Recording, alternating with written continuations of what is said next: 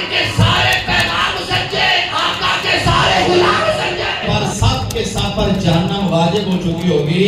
حافظ قرآن کہتا جائے گا، اللہ اس کے کہنے پر ان کو بخشتا چلا جائے گا۔ قرآن کو پڑھنا عبادت، مصطفیٰ کو دیکھنا عبادت۔ سلطان محمود غزنوی کو اس حدیث کی صحت پر پورا یقین نہیں تھا۔ رسول اللہ صلی اللہ علیہ وسلم نے ارشاد فرمایا، اِنَّا لِكُلِّ شَيْءٍ شَرَفًا يَتَبَاهُونَ بِهِ، ہر چیز کے لیے ایک شرف ہے، افتخار ہے، يَتَبَاهُونَ بِهِ، جس کی وجہ سے اس پر تفاخر کیا جاتا ہے، فخر کیا جاتا ہے۔ وَإِنَّ بَهَا امتی و شرفہا، میری امت کی رونق، شرف، افتخار القرآن و قرآن ہے۔ اب یہ حدیث تو سن لی، بات کو سمجھ آئی، بات کو نہیں آئی۔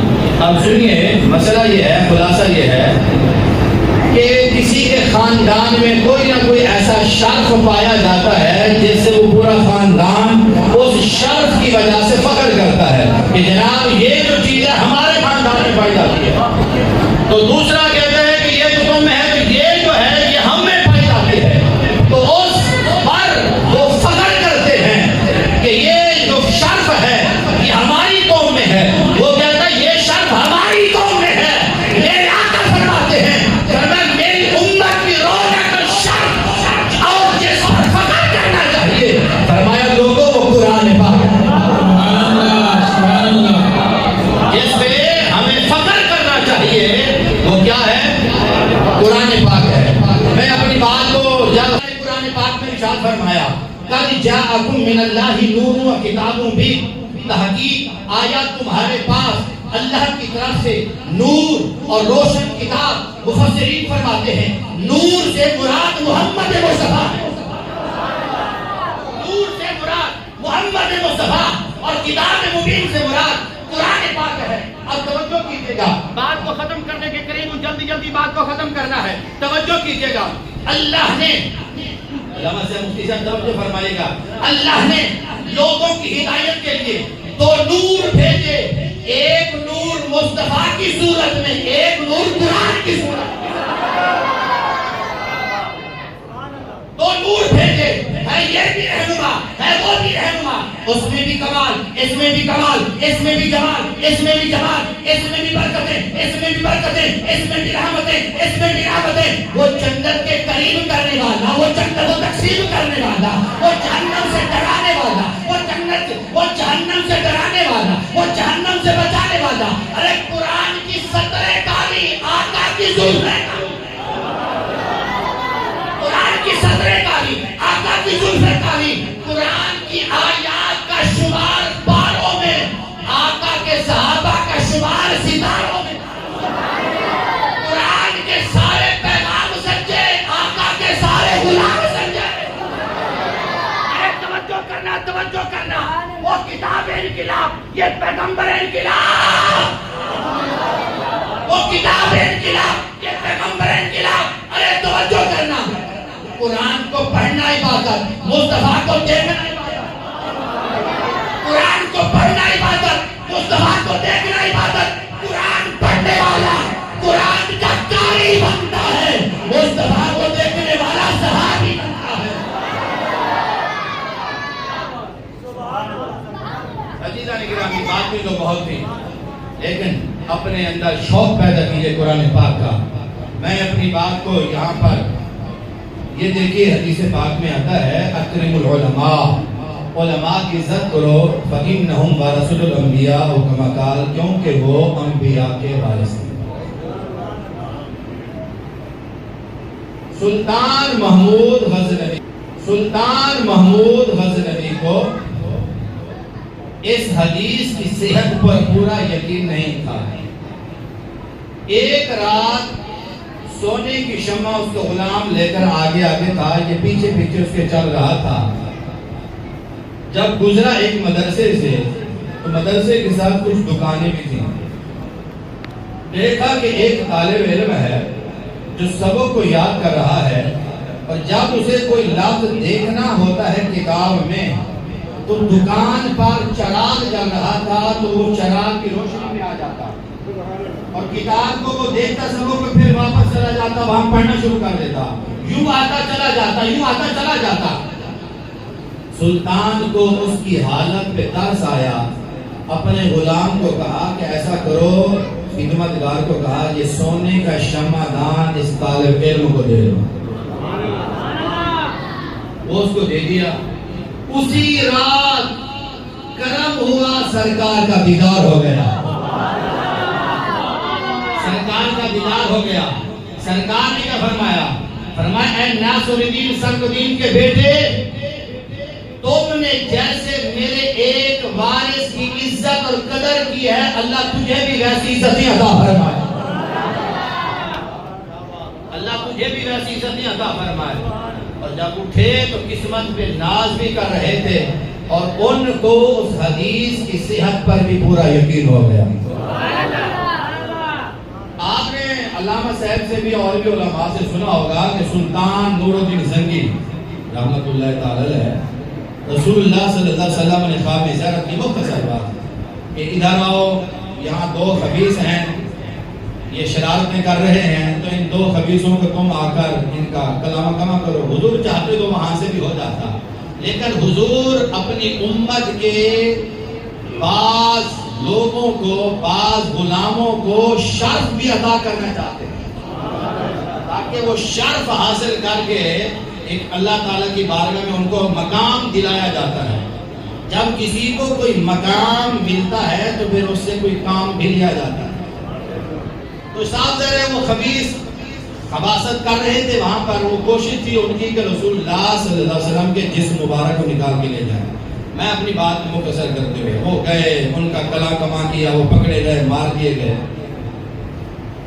ان کو یہ مقام کیسے ملا کہ پوری دنیا کے کسی اور مسلمان بادشاہ کو سرکار نے نہیں کہا سلطان نور الدین زنگی کے خواب میں آ کر کہا ادھر آؤ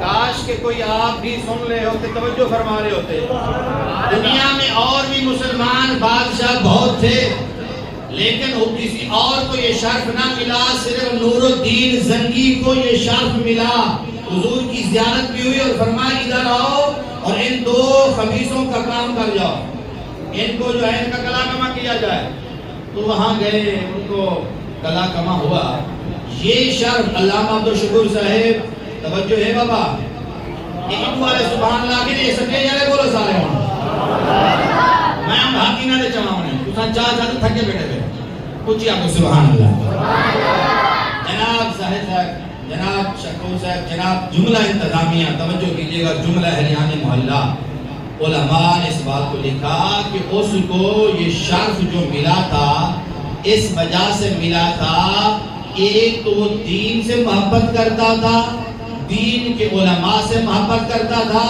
دوسرا اس نے مدارس بنائے تھے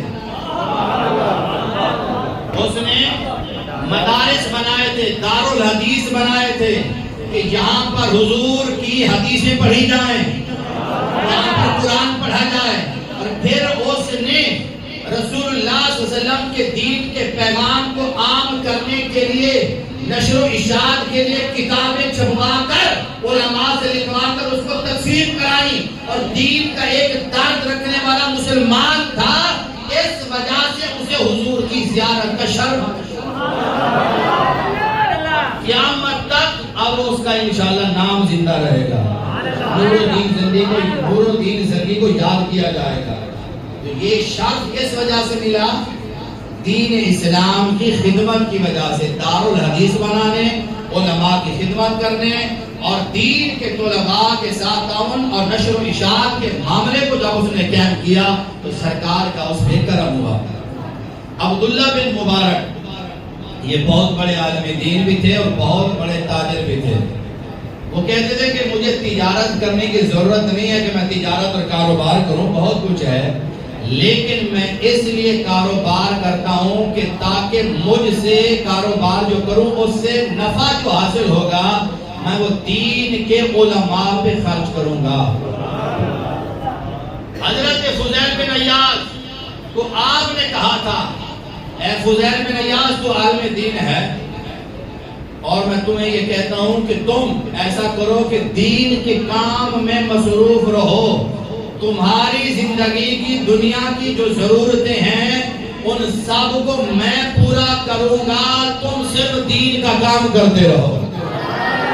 جب آپ ایک عالم دین کو دنیا کے جو معاملات ہیں اس سے فارغ کر کے دین کے لیے مختص کر دیں گے تو وہ پھر دین کا کام بڑھ چڑھ کر کرے گا۔ لیکن اگر آپ اس کو ایسے معاملے میں رکھیں کہ اس کا اپنا گھر بھی وہ جو آپ دے رہے ہیں اسے نہ چلے تو وہ پھر ساودھان ہے، اس پر اس کے گھر والوں کے بھی حقوق ہیں تو اس حقوق کو پورا کرنے کے لیے پھر بازار میں میدان عمل میں دنیا میں جانا پڑے گا اور پھر دین کے کام میں وہ معاملے میں پھر تھوڑا کمی واقع ہوتی ہے۔ اس لیے اہل ثروت لوگوں پر یہ ضروری ہے اور یاد رکھیے بڑے بڑے علماء اس کو لے گئے کہ جو آپ علماء پر خرچ کرتے ہیں یہ آپ اللہ کی راہ میں خرچ کرتے ہیں، اللہ کی راہ میں خرچ کرتے ہیں۔ اور اسی لیے اب یہ دیکھیے خواجہ سعید توکل شاہ مالوی رحمت اللہ تعالی علیہ یہ پہلے نا بڑے اور لوگوں کو دعوت دیا کرتے، درویشوں کو، مریدوں کو اور لوگوں کو بلاتے، بڑے بڑے کھانے کھلاتے۔ ایک دفعہ ایسا ہوا کہ انہوں نے صرف علماء کو بلایا، کسی کو نہ بلایا، صرف علماء نے آئے کھانا کھائے۔ کسی نے کہا حضرت یہ کیا ہو گیا، پہلے تو بڑے بڑے لوگ، بڑے بڑے درویش اور مرید بھی آتے تھے، ادھر اب صرف علماء کو۔ فرمایا بات یہ ہے مجھے سرکار کی زیارت ہوئی ہے، سرکار نے فرمایا اوروں کو کھلاتے ہو کبھی ہمیں بھی تو کھلا دو، ہمیں بھی تو کھلاؤ، کھانا ہمیں بھی کھلایا کرو۔ تو مجھے جب میں جا کر اپنی قسمت پہ بھی ناز کر رہا تھا اور میں سمجھ گیا کیونکہ حضور کو علماء سے بڑا پیار اور محبت ہے، اس وجہ سے علماء کو بلا کے میں کھانا کھلا رہا ہوں۔ پھر یہ بات بڑی قابل توجہ ہے جو میں کہنے جا رہا ہوں۔ حضرت ٹائم جو ہے آپ کا دیا ہوا اسی کے مطابق چل رہا ہوں جلدی جلدی۔ یہ بات بڑی قابل توجہ ہے۔ یحییٰ برمکی یہ وفات پا گیا، وفات کے بعد کسی نے پوچھا کہ تمہارے ما فعل اللہ بکا، اللہ نے کیا کیا تیرے ساتھ؟ اس نے کہا غفر لی بدعائے سفیان، اللہ نے مجھے سفیان ثوری کی دعا کے صدقے میں بخش دیا ہے۔ توجہ ہے، سفیان ثوری کی دعاؤں کے بدلے میں بخش دیا ہے۔ اس نے اب وہ ایک معاملہ اور کھڑا ہو گیا، ابھی یہ وہ کون سی دعا ہوگی، وہ کیوں مانگتے تھے دعا؟ وجہ یہ تھی کہ یحییٰ برمکی نے سفیان ثوری سے کہا میں 1000 درہم ماہانہ تمہیں دیتا رہوں گا۔ درہم حضرت اور 1000 تو لاکھوں کی تعداد میں پیسے بنے گے پاکستانی۔ وہ کہتے تھے 1000 درہم ماہانہ میں تجھے دیتا رہوں گا، تو نے کسی اور معاملے میں نہیں پڑھنا، تو صرف دین کا کام کرتا رہے۔ یا تو حضرت یحییٰ برمکی 1000 دینار دیتے رہے اور وہ دنیا کے کاموں میں نہ پڑے، ان کے سارے گھر کے نظام چلتا رہا تو وہ رات کو سجدے میں جا کر دعا مانگتے تھے سفیان ثوری کہ اے مالک یحییٰ برمکی نے مجھے دنیا کے معاملے میں بے فکر کر دیا ہے، اس کی آخرت کو اچھا کر دے، اس کی آخرت کو اچھا کر دے۔ اور پھر باتیں بہت ہیں، اسی بات پہ میں اپنی 2 باتیں ہیں، باتیں بہت ہیں جو یاد آ رہی ہیں، میں آپ کو بتاتا چلوں۔ میں مختصر خلاصہ یہ ہے کہ حضور کی بارگاہ میں ایک صاحب آئے، 2 بھائی تھے حضور کے زمانے میں، ایک حضور کے پاس پڑھتا تھا اور ایک کام کرتا تھا۔ ایک بھائی آگے حضور کی، حضور میں کام کرتا ہوں، یہ جو ہے یہی پڑھا رہتا ہے آپ کے پاس، علم دین سیکھتا رہتا ہے، میں محنت مزدوری کرتا ہوں۔ حضور نے کیا فرمایا؟ لعلک ترزق بہ او کما قال، حضور نے فرمایا کہ شاید تجھے جو رزق مل رہا ہے وہ اسی کی وجہ سے مل رہا ہے۔ تو یاد رکھ لیں یہ دین کے طلباء اور بالخصوص جو علماء ہیں، جو آپ کے بالخصوص مسجد کے امام ہیں۔ حضرت آج ایک ویڈیو آئی اور اس کو میں نے اپلوڈ بھی کیا ہے، شعیب بھائی آپ بھی توجہ کیجئے گا، سیالکوٹ کی ہے اور الحمدللہ وہ جلالی ہے، وہ اپنا جو عالم دین ہے، وہ نام بھی دیا ہوا غازی صدیق جلالی تھا۔ اب یہ جو کلخانی کرتے ہیں نا بعض لوگ، تو وہ وہاں پر رانا محمد اعظم محمد انور عالمہ ان کو نام بھی لکھے ہوئے ہیں، انہوں نے اپنے والد کے ایصال ثواب کے لیے اپنے امام مسجد کو سائیکل موٹر خرید کے دے دی. حضرت یہ سائیکل موٹر آپ چلیں، آپ کی ضروریات میں کام آئے گا، اس کا ثواب ہمارے ابا کو ملتا رہے گا. تو یہ سائیکل موٹر یہ چیز کیا ہے؟ یہ ضرورت نہیں امام کی.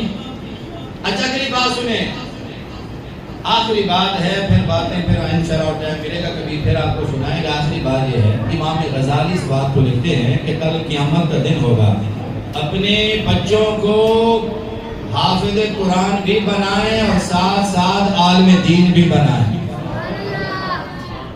عالم دین بھی بنائیں، کیونکہ حافظ قرآن تو 10 بندوں کی شفاعت کرے گا. حدیث پاک میں جو آتا ہے کتنے بچے بندوں کی؟ 10 بندوں کی شفاعت کرے گا. وہ کون سے ہوں گے؟ کلہم قد وجبت لہ النار. وہ 10 بندے ہوں گے جن پر سب کے سب پر جہنم واجب ہو چکی ہوگی.